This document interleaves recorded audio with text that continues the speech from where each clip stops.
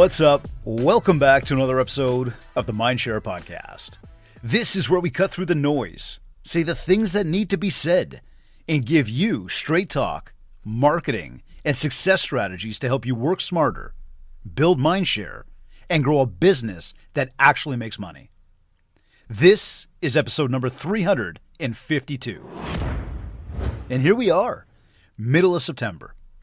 Back to school prep is, well, full on. Traffic's back, routines are changing, and, well, for you, that means it's time to snap out of the summer mode and reset for this final quarter of the year. But the reality is, too many agents are still making excuses. I'm hearing it everywhere, and some are hiding behind headlines. Others crying that they're, too busy with the fallout. It's time to cut through the bullshit. Because excuses don't pay your bills. Process does.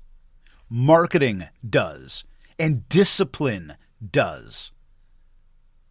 So today we're going to talk about the latest in the iPro scandal and why you need to stop using it as a distraction. We're going to talk about where to actually invest your marketing dollars right now. We'll talk about what the latest traffic stats are telling us about websites and lead generation. And we're going to talk about why time is the most important currency that you've got in both business and in life. Let's do this. For starters, the iPro fallout and Rico's mess. Let's look at this again. And I know we've talked about this over the past few episodes we've had. I've brought this up a few times, but it's still out there. It's still a topic. People are still talking about it, and people are still using it as excuses. We know this whole thing with iPro, a $10 million trust shortfall. And apparently from what I hear, these guys have actually left the country. I know people were calling for, take their passports, don't let them leave. The hell, they should have been in jail from day one. But, yeah, fine. We've got process. And when we talk about process, you can't just put people in jail without actually proving them guilty. But I think it goes without saying, these guys are pretty damn guilty. Now, Rico, this is the crazy part. Do you know that apparently Rico struck some sort of immunity deal with these guys? That guy, Joseph Richter, however you pronounce the last name, no disrespect to the gentleman, but that guy apparently signed some sort of deal with these guys, with Rui and Fidel from iPro, the ones that scammed everybody and stole the money and fled the country. But I'm not sure if they're guilty. No, it doesn't smell at all over here. Apparently Joe and these guys signed some sort of deal, and he basically said, we won't charge you. Why? I don't understand that.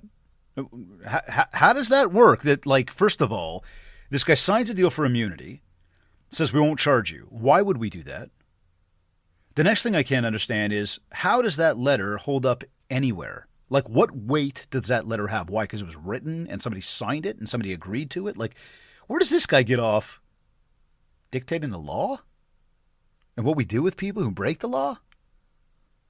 I have no idea how this immunity deal was struck. It doesn't make any sense to me.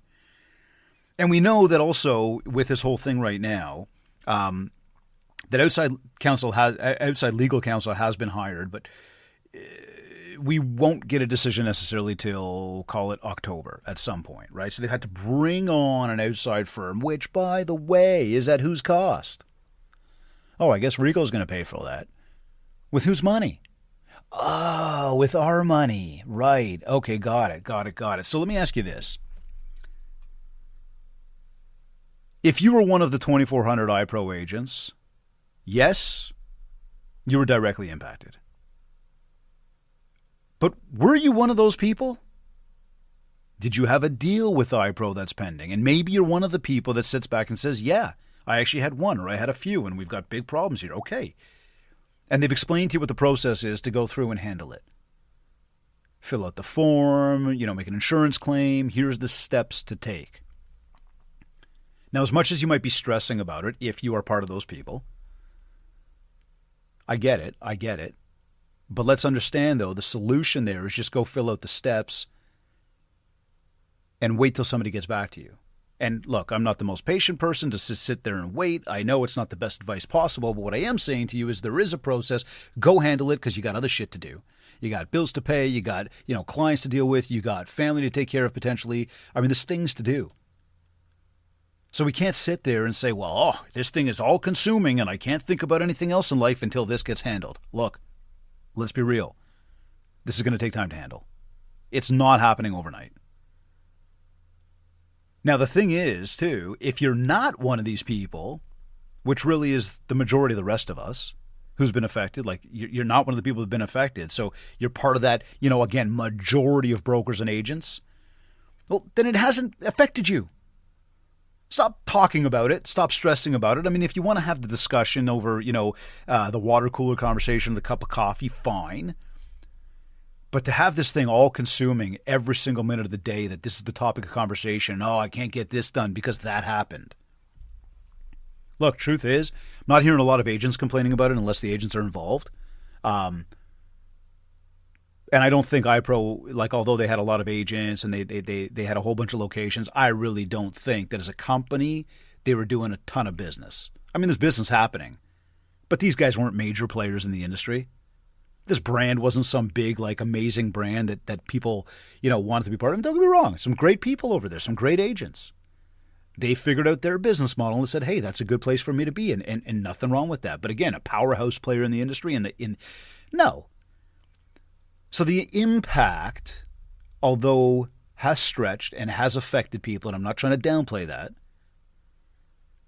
for the excuses that I'm hearing from brokers and managers, we're dealing with the iPro thing. We're dealing with the iPro thing. And it's like, okay, look, I get it. You may be giving me or my team an objection, but it really does run deeper.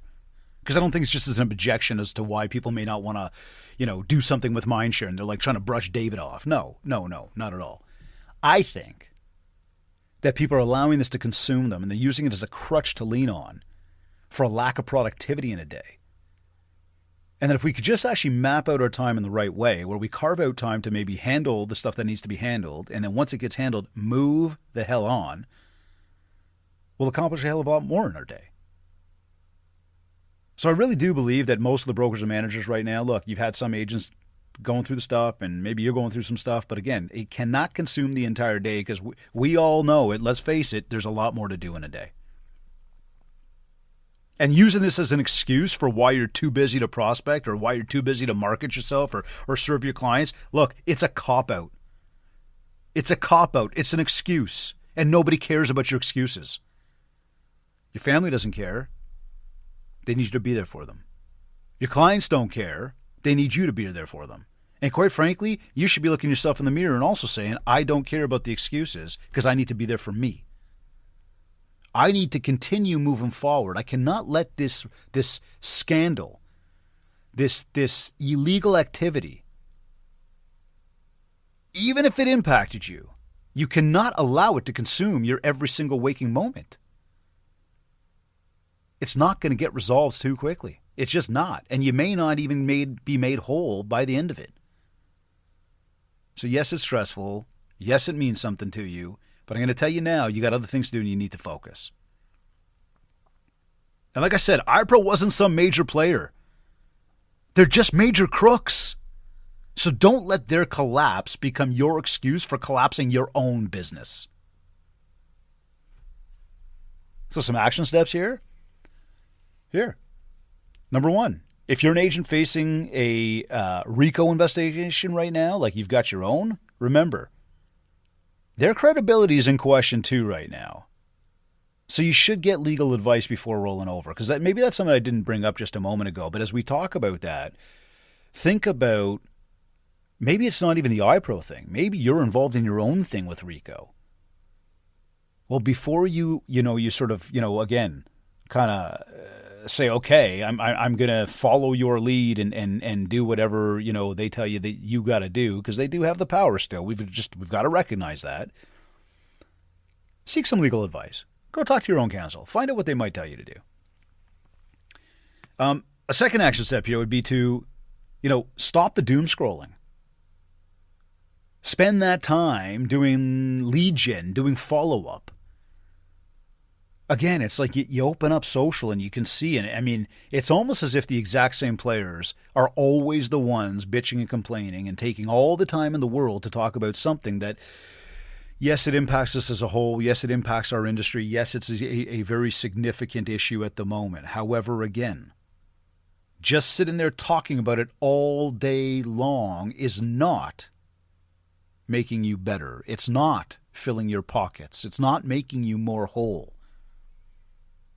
But follow-up and lead generation, things to drive your business, taking care of your clients, taking care of your family, taking care of you, those things are what are going to help you move forward. So again, stop the doom scrolling. Yeah, the news is out there, and everybody's going to have something to say about it. Oh, I'm talking about it right now. But focus on what you got to do. And the third action step, I'll give you one more here when we talk about what's going on there. But instead of thinking about the things you can't control and worrying about the things you can't control and focusing your time on the things you can't control, I want you to write down 3 things that you can control this week. What are 3 things you can control? Write those down and then attack them daily. Okay, let's move on here. Because again, we could talk about this one till the cows come home. But we got no idea if the cows are coming home.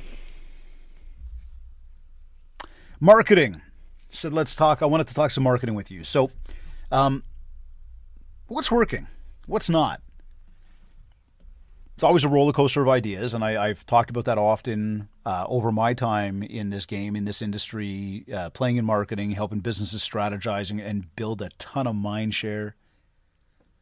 But there's always that, again, that roller coaster of like what does and what doesn't. And so, looking at that, I mean, online leads, weak return on investment in this economy. Put in perspective. It's harder for buyers to get the financing they need. Sellers, for some reason, are still unrealistic. And so the question is, I beg the question of how much traffic is there online right now looking for properties? Now, they might be searching, but just because they're searching or they're looking or they're browsing, it doesn't mean that they're actually looking to buy. And I think it's safe to assume the fact that we've got less volume out there. I mean, it's a fact. We know there's less volume of transactions out there, which means there's less people looking right now, which means the volume of potential leads isn't what it was. And to think about the fact that money is a more difficult thing today than it was just even 12 months ago. And quite frankly, I'll tell you right now, if you're one of the folks that did vote for this Liberal government, hey, I thank you for tuning in, but I got to tell you, you made a serious mistake. You really did.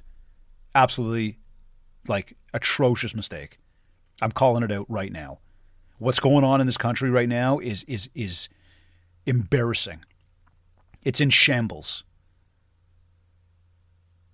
Now, where did I get from one to the other? Well, we come back to what's going on with the market, and that's really a big reason why what's happening is happening. And we'll talk to that. I'm going to get into that for next week's episode. We'll talk more, not about politics and all that stuff, but more about what's actually going on in the market. We're going to talk stats and figures and things that you can use to be able to have intelligent, productive conversations with your clients to be able to educate them and show and prove your value. And so there's a lot of good substance to that. We'll get there. Where I bring it up today is to say to you again, random strangers aren't just lining up for random agents. Anybody who's in the market right now, for the most part, that has money to spend, that is serious about making a move, is going to talk to somebody they know. Repeat and referral has driven this business forever. It will continue to do so. And at a time like this, where money is hard to come by and economies are tough, people will go to people they trust before they go to some random online website to submit their information so some random realtor can give them a call. And if we back up to this whole iPro thing, and the people that are paying attention to the media right now, they're going to see that stuff. And they're going to trust each and every single one of us just a little bit less. Which amplifies what I just said about they're going to go to somebody they know because at least that person they do trust. So you got to think about these things. It's real. Again, repeat and referral business, it's still 70-90% of our business. That's where the focus should be, period. And when you're thinking about your marketing reset and you're thinking right now saying, but I got to get another deal, I've got to do something. These are the realities we're faced with right now. If your business was built on online lead gen, I know, and you're nodding your head right now in agreement with me, you're not getting the volume of leads you were. The quality, which used to be poor, has now gone to almost shit. Because again, there's just less people doing it. And who are these people? So again, your focus right now is on your contact list. Another channel that seems to really be working right now, and I would tell you that it's been working all along. It's been working forever.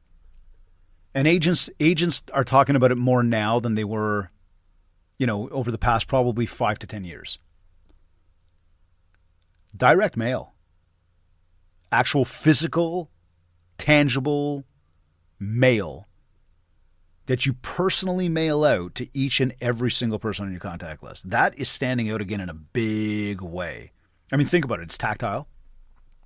It's got the messaging. It's got the information. It helps you communicate to educate. It helps you build more mind share.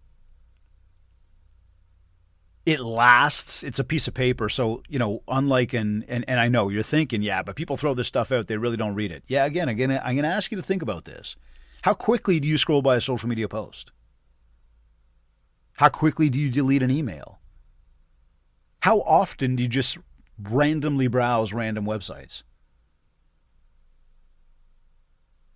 You know the answers to all that. So when it comes to mail, yeah, arguably, sure. Take it out of the mailbox, want to go throw it in the blue bin. Here's the thing. They've seen it. They've touched it. They felt it. They saw you.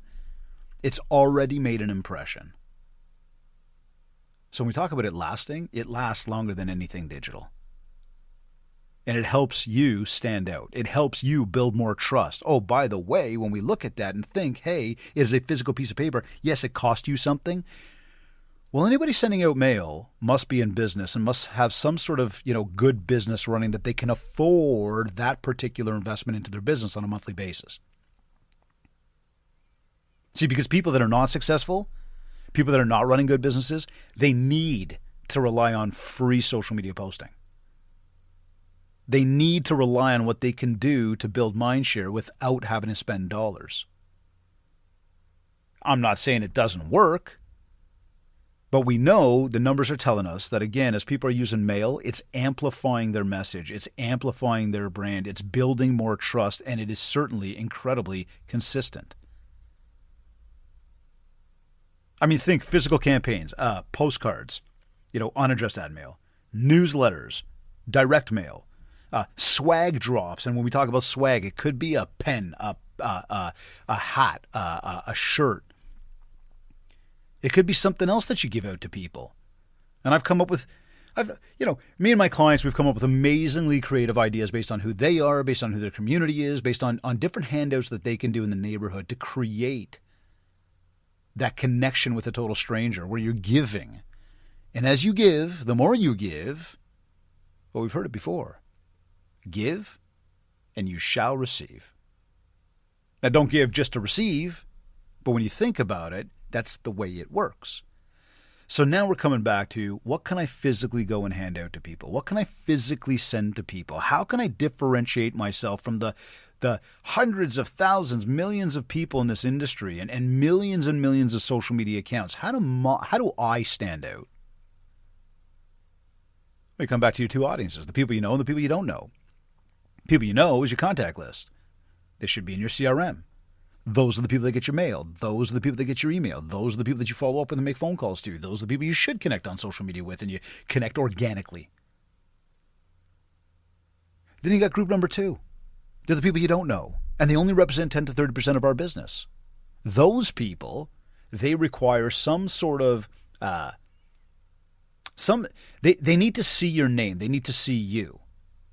You've got to be building the mind share. So again, we look at how do we do that? And of course, there's 7 different ways to do that. We talk about this often. In those 7 different ways, you start to think mail again becomes one of them. The postcard / flyer / let's say swag drop. The physical, tactile thing that people can hold on to. Neuroscience, right? It goes deeper. It gets right into the bottom of the brain and it helps people make decisions. So when you can make them touch and feel, it triggers more recall, more credibility than just a simple like on Instagram. Look, we've been spoiled with easy markets, but deals aren't falling in our laps anymore. So the people who are totally doubling down right now on relationship marketing, on real conversations, on real touch points, they're the ones that are going to win. You're going to win this fall market, but you've got to do it now. You got to get out there and you got to make it happen right now. I know you're looking for more business. Remember, MindShare equals market share. That's not theory. It's science. The more you show up in their world, the more they trust you when it's time to actually transact. So your action steps here now, okay? Recommit to your database. Be honest with yourself, okay? Be honest. Are you on top of your follow-up the way you're supposed to be? Do you have every single person in your contact list set up for the 10-year plan? Is every single one of them set up on that bulletproof follow-up strategy?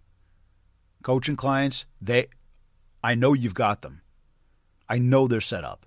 For everybody else, if you're like, what are you talking about, Dave? Like I just said, a bulletproof follow-up strategy. You've got, let's say, 90 days right now to come up with a communication plan that is going to kick ass. And if you haven't got one in place for your contact list, you are missing out on opportunities. You are missing out on deals that you could be, that I forget, not that you could be, but I know and you know you're chasing right now. They're there for you, but you got to recommit to that database. Another action step here is I want you to add one physical campaign to your marketing mix for September. Whether it's a postcard, whether it's a gift drop, could be, here's an idea, yard bags for the neighborhood.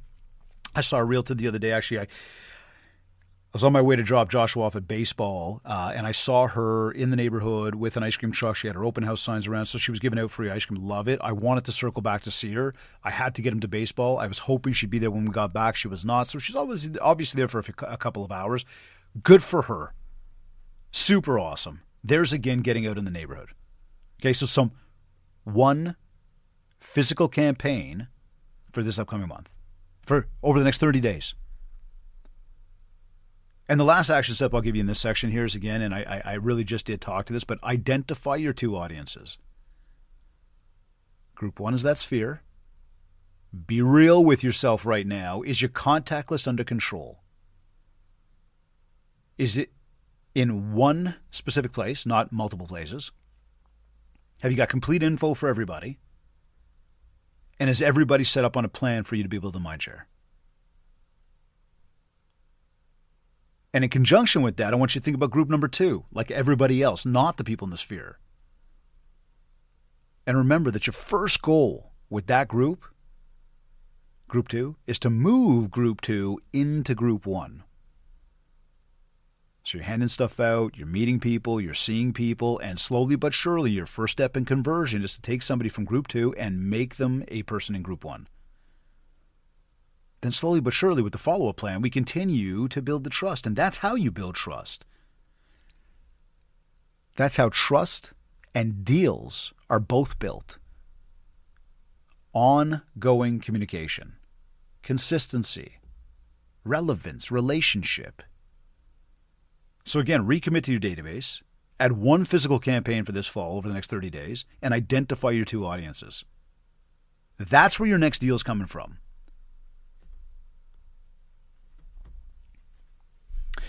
Quick commercial break here. This episode is sponsored by Kits Keep In Touch Systems, helping realtors stay top of mind and automate consistent marketing. REM Real Estate Magazine, the trusted voice of Canadian real estate news. And Revel Realty, bold marketing, strong culture, and real results. Don't forget to grab your ultimate marketing bundle at mindshare101.com/free. That'll break down the two audiences as well as the 7 ways to communicate and help you build more mindshare so you can get more market share. Also, we are just a few weeks away from the Ontario Realtors Care Foundation ride for shelter. I am proud to ride again this year, and I'm proud to sponsor again this year. And together we're raising money for shelter-related causes across Ontario. So I'm asking you, please, take a brief moment. Go to realtorscareontario.ca/ride. Find my name. You're going to look at Pledge a Rider. You're going to look for my name, David Greenspan. And I'd ask you kindly, as a regular listener of the show or maybe a first-time listener, and you know how much I thank you and how grateful I am you're here. And I truly, my biggest goal of this entire show is to help you grow, to help you do more business. If you'd be so kind to be able to donate for us, anything, big or small, lots and lots and lots of money, that would be awesome. Or just a little bit. Anything you can do to support, we would be grateful. And please know that it's going to a bigger cause. This is not about supporting me. This is about supporting the communities in which we live and work, the people that really need the help. And I will say to you very briefly on this point, the question came up the other day about where the money goes. And we know that a lot of our tax dollars these days are going to places that we don't agree with. In this case, your money goes directly to people here, that live here, that need the help here. These are the people that need the help, and this is why we're doing it. So again, realtorscareontario.ca/ride. Click Pledge a Rider, find my name. Any amount you can donate, I'd be super grateful, and I thank you in advance. All right, let's move on. Back to the show here. Websites. Realtor.ca. And the myth around how much traffic is actually being driven. So I ran some numbers. And you might find this interesting. But I looked at spring 2025 and I looked at traffic stats. Okay, traffic, like web traffic, to try to figure out, and as I am always knocking and mocking the online lead generation strategy, and I know there's some people that do make some money on it, but for the most part, most people don't. It just costs them a lot. I started to look it up and say, okay, how valid is it to have a website these days? How valid is it? Like, how much traffic are you driving? Should people be spending money to drive traffic? So I looked up some stats, and here's what I found, okay? And again, spring 2025. Realtor.ca is in top spot in terms of how much traffic comes through. And you're probably like, oh, yeah, I mean, Dave, that's like no surprise. Well, here, they have 276,000 daily visitors. Realtor.ca has 276,000 daily visitors. And what I got to put a little something in here, and we've talked about this in past episodes. I don't know if you caught it, but I want to bring it back up. Realtor.ca is now sending advertising emails with listings to people who are browsing on Realtor.ca. Yeah, and Dave, so we could set them up. No. They're bypassing you, and they're sending it directly to people. So we've got to think towards, what does that mean? Well, it means that they're bypassing you. They're not including you, which means they might own the actual lead, which could therefore further mean they're actually going to sell you your own potential lead.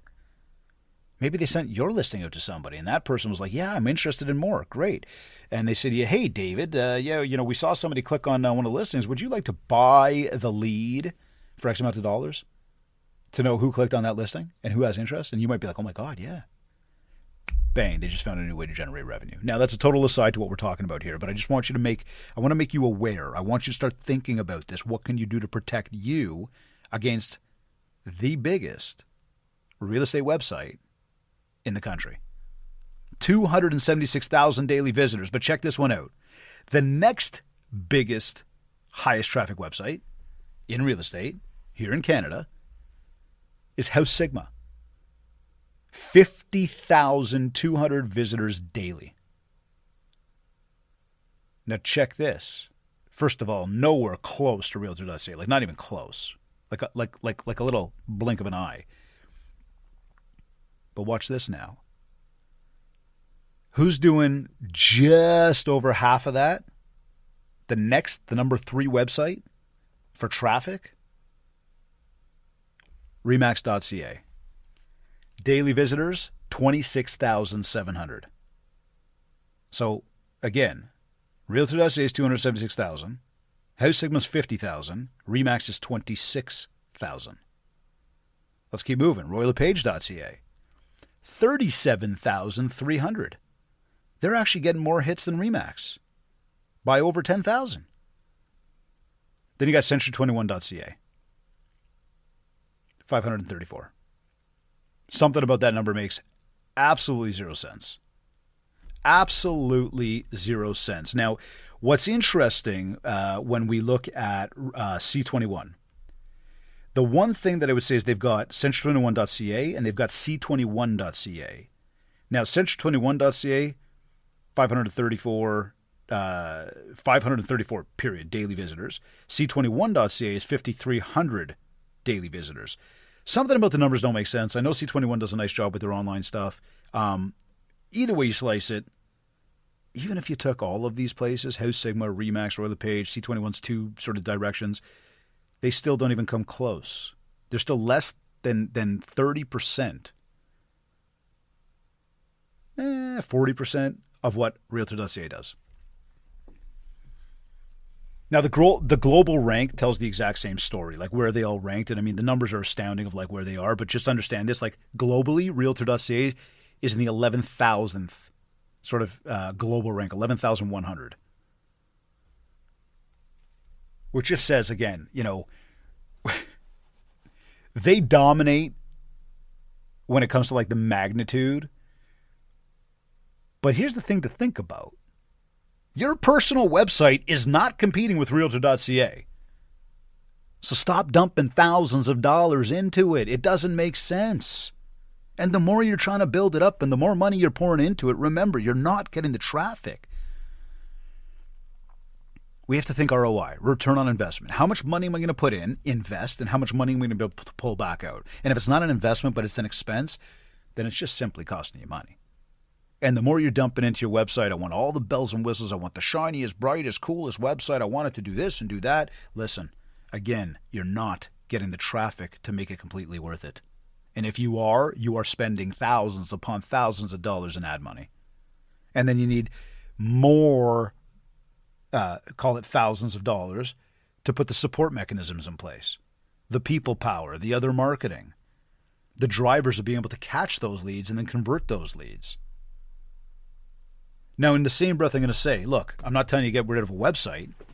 It's absolutely important. It is a storefront for you.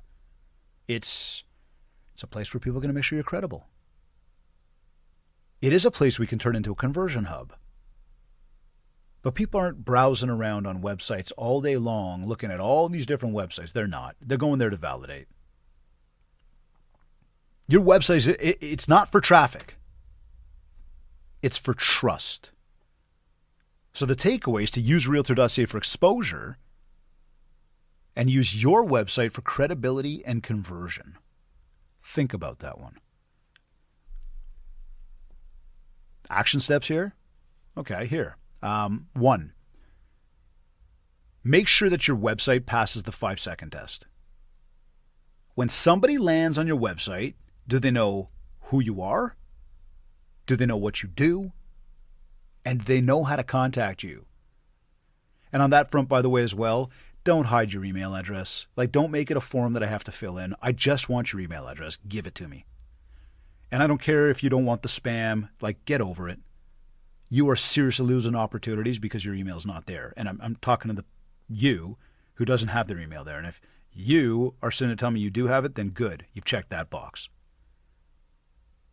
But make sure that people know who you are, they know what you do, and they know how to contact you, and make sure they can do that within 5 seconds when they get there.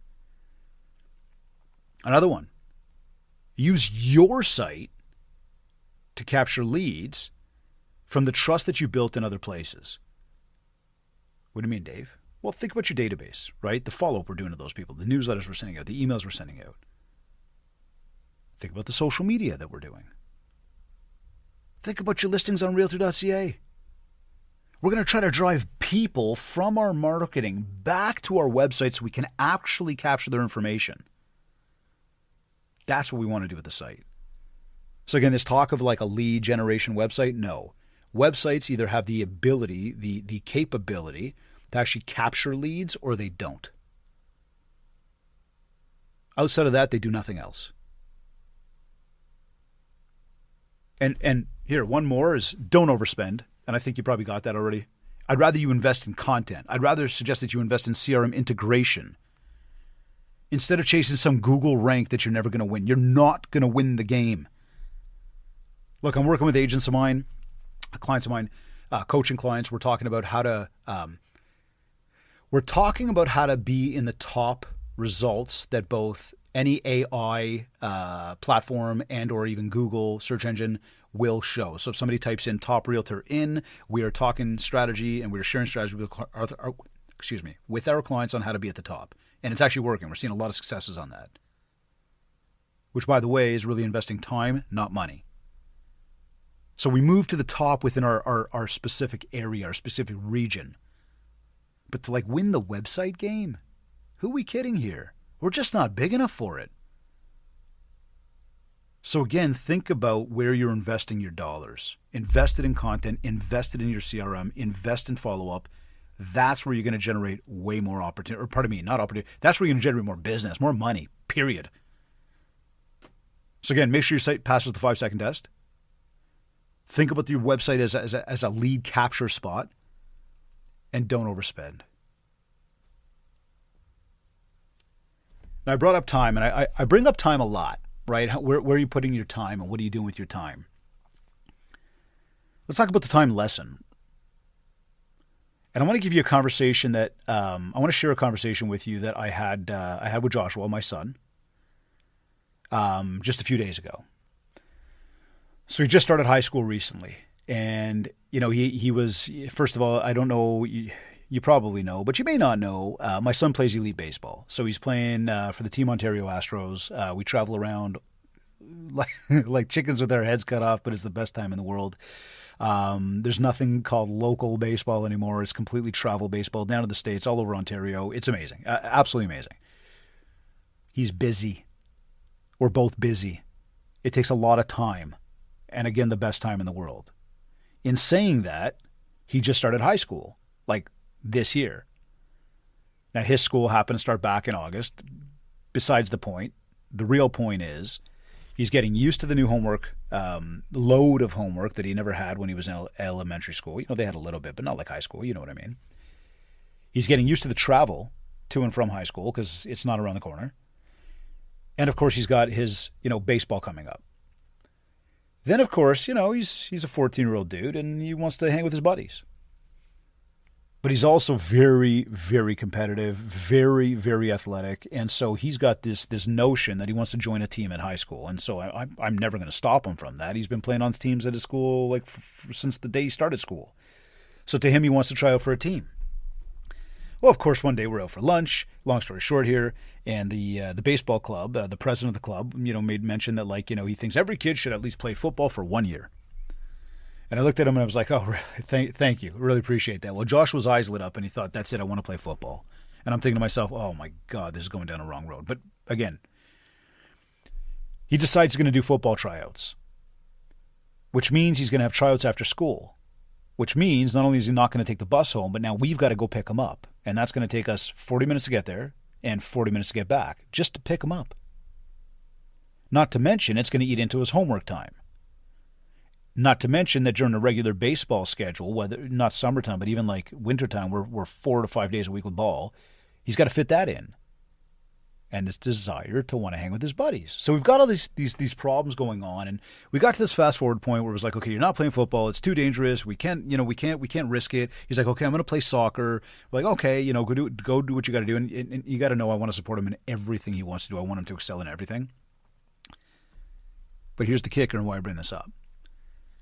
I said to him, okay, look, I'm going to support you in whatever you want to do. I just want to have a very realistic conversation with you right now. And as I share this with you, my listener, the one that you're listening to my voice right now, I want you to internalize this in your shoes as you hear me tell you about my son and his schedule. Okay, so watch this now. I said to him, dude, we all got 24 hours in a day, right? He's like, yep. I said, so you got the same 24 hours I do? He said, yep. I said, okay, cool.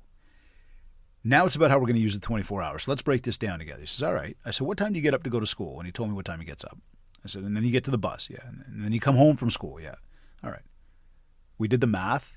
I said, how many hours? And he says, 10 hours. I said, okay, cool. So 24 hours, we got 14 left. We got 10. You agree? He said, yeah. I said, great. In your head, and I want you again to listen to me right now, block this time in your schedule. Carve it out and say, this is where I'm at. Okay, cool. You got 14 hours left. He says, yeah. I said, what time do you go to bed? And he told me. I said, what time do you wake up? And he told me. I said, okay. So about 8 hours of sleep? He said, yeah. I said, great. So we've got 18 hours now. How many hours you got left? He goes, 6. I said, great.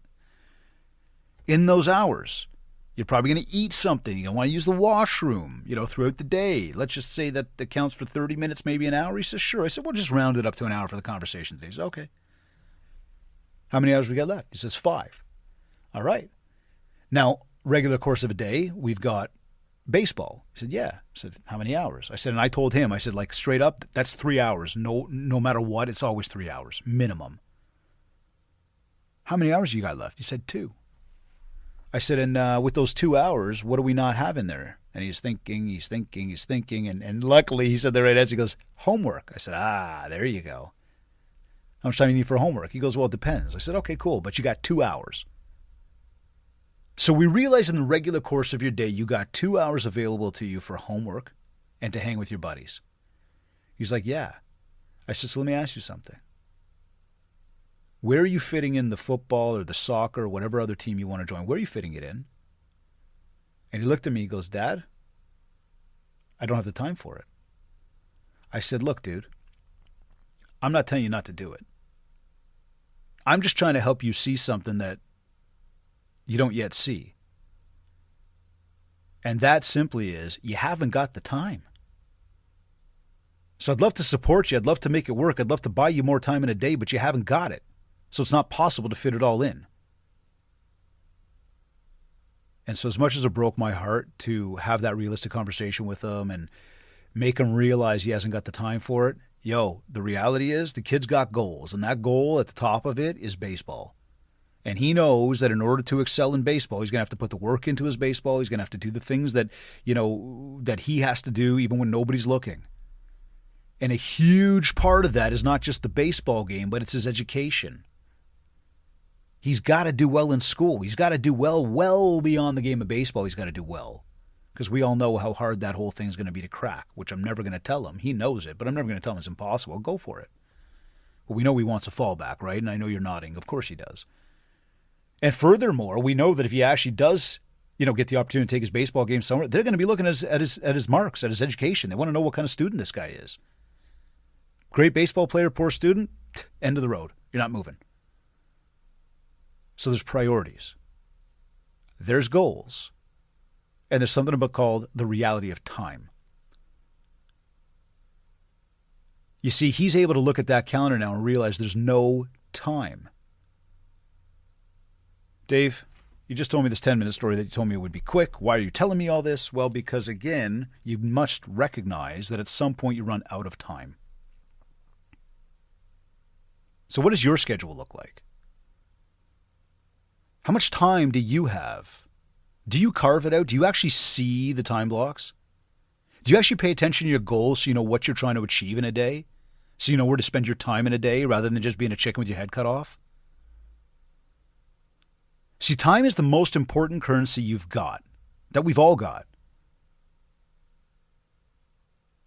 And he asked me the other day about how to make, more time. And it sparked that conversation about priorities. See, most of us underestimate how much time we waste. We don't think about the fact that we're constantly letting it just slip away. And time really is just going to keep ticking. It's us who's slipping away. It's us who are getting older every single day, every single second, every single millisecond of the day. That's what's passing us by, is our time. And much the same, the way we underestimate how much time we waste, we overestimate how much we can get done without any structure. Look, just like I shared the story with Joshua, and just the way I tried to paint the idea of the calendar and how many hours are left, when you can see how much time you actually have, you stop making excuses and you start hitting your goals faster. It's that simple. So again, when you think about wanting to get more business, when you think about the market being tough, when you think about things being slow, when you think about all the goals that you've got, when you think about the fact that we are at the end of the year or approaching, and there's only so much time left to get things done, there's only so much time left. So the question is, how are you using it? Action steps. 1, audit your time this week. Track the next 3 days and see where your time really goes. 2, identify 3 high-income activities and block them daily, at least 5 to 7 days of the week. Okay, 3 high-income activities, block them in. What are they? How much time are they going to take? Put them in there. And 3, before your next vacation, write down your first day back. So you know you're leaving next Tuesday, you're going to be back the following Tuesday. What are you doing on the Wednesday? Don't waste a week getting restarted when you come back. I mean, think about what people did last week or in the first week of school. Oh, I gotta focus on getting everybody back to school. Well, it's one of the things you got to do. You got a million hats you wear. You know that. We should always be in this rhythm. And whether it's back to school, whether it's vacation, whether it's listings, whether it's sales, whether it's office admin, whether it's content creation, whatever it is, follow-ups, everything should just be in the schedule. Working out, reading a book, date nights, everything should be in the schedule. And now you're just operating to a schedule. And whether it's personal or business, everything's under control. So again, do a time audit this week. See where your time really goes. Identify 3 high-income activities and block them 5 to 7 days of the week. And before the next vacation, plan ahead. First day back. Okay, here's the takeaway for today. iPro's mess isn't your excuse, so get over it. Marketing still works if you focus on repeat, referral, and trust. Your website isn't for traffic. It's for conversion. And your time? It's the only thing you can't buy back. This fall market, it's not going to hand you business. But if you reset right now with focus, with process, with discipline, I got no doubt that you're going to finish 2025 strong. You've been listening to the MindShare podcast. Go to mindshare101.com/free to grab your free bundle and visit realtorscareontario.ca ride to donate and get involved to giving back for shelter. Follow me at David Greenspan 101 and DM me your biggest fall marketing move. I want to know what you're implementing. Just before we go, a big thanks to Kits, to Rem, and to Rebel Realty for sponsoring this episode. This has been another episode of the MindShare podcast. Thank you for tuning in.